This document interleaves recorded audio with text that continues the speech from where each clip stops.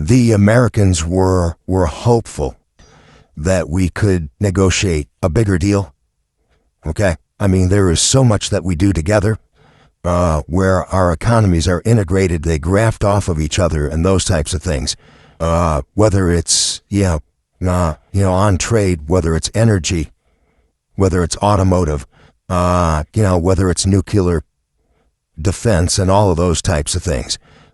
We were hoping that we would not just renegotiate CUSMA, but that we could take it into being something much bigger. It's obvious, at least at this point in time, that that's not going to happen. I think in the next, in the coming days, maybe the coming hours, you will see that our federal register the federal government has to put in notices and those types of things. There'll be a notification that companies and other interested parties on the U.S. side can start, funneling comments into the federal government as we begin a lengthy process of reviewing CUSMA and identifying what what a revised CUSMA will look like. But I think, at one point in time, there was a hope that it could have been a bigger agreement. And there we have it. The American ambassador, in no uncertain terms, just slammed the door shut on Canada. It's official. The negotiations are over. The back and forth has ceased. There will be no special arrangement, no last-minute reprieve. In a single, decisive statement, months of hopeful whispers and frantic speculation have been utterly extinguished. For the political elites in Ottawa, this was a stunning blow. For the average Canadian citizen, it felt like a betrayal, a sudden and brutal pulling of the rug from beneath their feet. But let's be honest, anyone paying attention could feel this coming. For the United States, this wasn't a declaration of war. It was just another Tuesday, another day of putting America's interests squarely at the forefront. This entire episode starkly illuminates the precariousness of Canada's global standing. Our officials are now scrambling, desperately searching for scapegoats and spinning narratives of victimhood. But the truth is far less complex. Washington simply got tired of the games and walked away. When Donald Trump sets a boundary, he doesn't waver. This wasn't a sudden storm. The clouds had been gathering for months. The Canadian public was fed a steady diet of reassuring platitudes. We were told talks were productive, that progress was imminent, that a deal was just around the corner. But what was happening behind those closed doors? Absolutely nothing of substance. The Americans had already imposed crippling tariffs on Canadian steel and aluminum, absurdly citing national security as the reason, even making bizarre connections to the fentanyl crisis. Ottawa, in its infinite wisdom. I tried to frame this as a negotiation tactic. But what was there to negotiate? A 35% tariff is still a 35% tariff, whether you haggle it down to 25% or 18%. The Canadian government knew full well that accepting any terms now would leave them utterly exposed and powerless when the comprehensive United States-Mexico-Canada agreement renegotiation kicks off next year. So, the so-called talks were a sham, a stalling tactic. They were playing for time, hoping for a miracle. But the United States wasn't playing. This week, the ambassador laid the truth bare for all to see what insiders have known for ages. A deal was never on the table. And now, the consequences are cascading through our economy. Manufacturers who depend on cross-border trade are watching their order books evaporate. Our energy sector is being choked by escalating transit costs. And ordinary families are feeling the squeeze every time they go to the grocery store. This isn't some abstract economic debate, folks. This is real, and it's hitting us where it hurts. Consider your daily cup of coffee, that familiar brand you've been buying for years. The one that used to cost $12 is now $18. What changed? The coffee beans are still from Brazil. The roasting process is identical. The difference is a new 50% tariff that an American import company now has to pay. And that cost is passed directly to you, the Canadian consumer. That is the insidious nature of inflation, triggered by these tariffs. And it's not just coffee, it's everything. These tariffs are not just squeezing corporate profits, they are crushing Canadian families. Families already stretched to their breaking point by sky-high mortgages, inflated grocery bills, and soaring energy prices. For them, this is more than a mere inconvenience. It's a daily, Painful reminder of the real-world consequences of Ottawa's failed diplomacy. But does our government see this? Do they understand the sacrifices being made at kitchen tables, at gas pumps, and in workplaces across the nation? It seems not.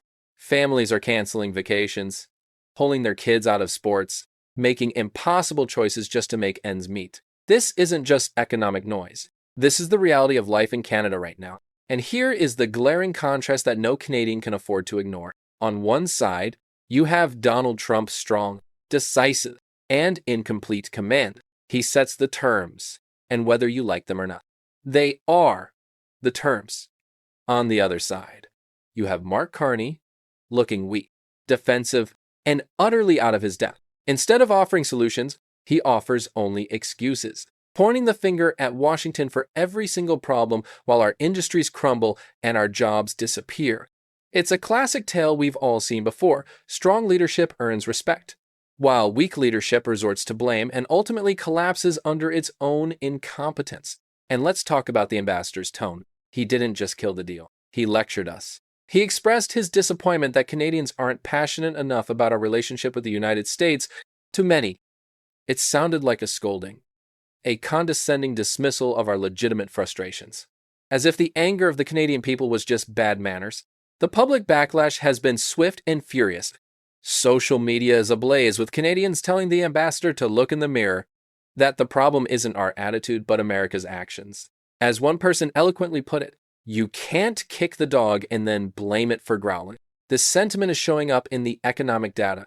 Cross-border tourism is plummeting. Canadians are boycotting American stores, and our exports to the United States have already fallen by billions. The message is unequivocal. Canadians are speaking with their wallets. And what is Ottawa's response to this crisis? A flurry of desperate activity. Carney and his team are in full panic mode, suddenly talking about diversification, about building new supply chains, about making deals with anyone and everyone who will take their calls.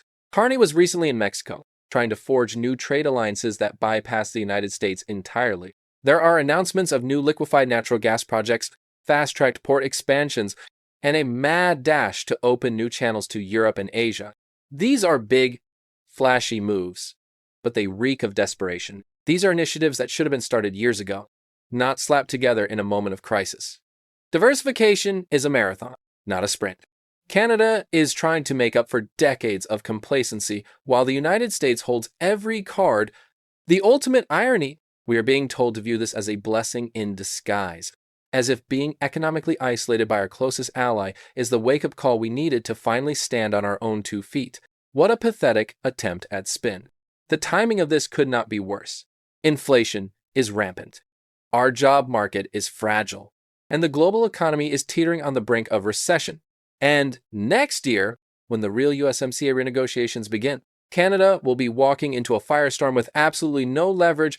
This no-deal moment was brutal, but the real showdown, the main event, is yet to come. Trump has made it clear that he will drive an incredibly hard bargain, and these tariffs were just the opening salvo. If Carney can't handle a skirmish like this, what on earth is going to happen when the real war begins, with stakes that are 10 times higher? That is the question that hangs over Ottawa like a dark cloud. And investors, industries, and families across the country know it. This is the deep, structural problem that no amount of political spin can hide. They can sign all the deals they want in Europe and Asia, but at the end of the day, the United States is our biggest trading partner by a massive margin. To walk into these high-stakes negotiations with nothing but a handful of empty excuses is not just foolish, it's dangerous. The contrast is stark and unavoidable. Trump is commanding the world stage while Carney is fumbling in the wing. Canada is at a tipping point. The ambassador's blunt no-deal declaration marks the end of an era of complacency and the beginning of a harsh new reality. The time for pretending is over. The decisions made in the coming months will determine whether Canada can adapt and survive, or whether we will sink into a prolonged crisis while America surges ahead. The anger and frustration that Canadians feel right now are completely justified. But anger alone is not a strategy. Leadership is. And that is a test that Mark Carney has spectacularly failed. This is about more than just tariffs. It's about credibility. It's about strength. And it's about whether Canada has what it takes to stand on its own when our most powerful ally closes the door. And right now, the picture is not a pretty one. The United States looks strong and prosperous. Canada looks desperate. And unless something changes, that gap is only going to widen. The long-standing and stable economic relationship between the United States and Canada is undergoing a profound change. The public suspension of trade negotiations and the imposition of significant tariffs are not just signs of diplomatic failure, but also symptoms of deeper structural shifts in global economic policy, differing domestic political pressures, and a fundamental reassessment of mutual dependence. This context has pushed the historic partnership to a critical turning point, promising to reshape North American trade for the future. From the perspective of the United States, the assertive trade stance is a logical extension of the America First doctrine. This policy is based on the belief that decades of multilateral free trade agreements have disadvantaged American workers. The primary tool of this policy has been the strategic use of tariffs, notably a 25% tax on steel and a 10% tax on aluminum. Although the official reasoning of national security has been widely criticized, the strategic value of these tariffs is undeniable. They create significant economic pressure, forcing Canada to negotiate under terms set by Washington. This view is reinforced by claims of a significant trade imbalance, with figures cited as high as $200 billion, a politically powerful narrative for Canada. This situation presents a vital economic challenge, with approximately 75% of its total exports heading to the U.S. market. This deep dependence creates a significant power imbalance. The Canadian government's strategy has been multifaceted: diplomatic protest, retaliatory measures, and a renewed effort to diversify trade. Canada imposed retaliatory tariffs on billions of dollars worth of American goods. However, these measures both hurt U.S. export sectors and increase prices for Canadian consumers, adding to inflationary pressure. This reality has forced Canada to urgently reassess its long-term strategy, particularly strengthening trade relations with Mexico, the European Union, and Asian markets. However, transforming supply chains that have been optimized over decades is a monumental task, not a solution for an immediate crisis. Beyond high-level political moves, the trade dispute has caused tangible consequences for citizens and businesses in both nations. In Canada, inflation has directly impacted consumers. Industries dependent on the U.S. market have seen orders decline, leading to instability and slowing investment plans. Although the impact in the United States is less pronounced at a macro level, specific sectors like farmers and manufacturers dependent on Canadian raw materials have also faced losses and disruptions. The escalating trade tension between the United States and Canada signals a fundamental paradigm shift. It is driven by a U.S. administration determined to change the free trade order and a Canadian government forced to confront the weaknesses in its economic model. The upcoming comprehensive renegotiation of the United States-Mexico-Canada Agreement USMCA will be a true test, deciding the new rules that will govern North American trade. Ultimately, this period of conflict will permanently reshape the U.S.-Canada partnership, forcing both nations into a difficult but necessary reassessment of the economic and political assumptions that have underpinned their relationship for generations.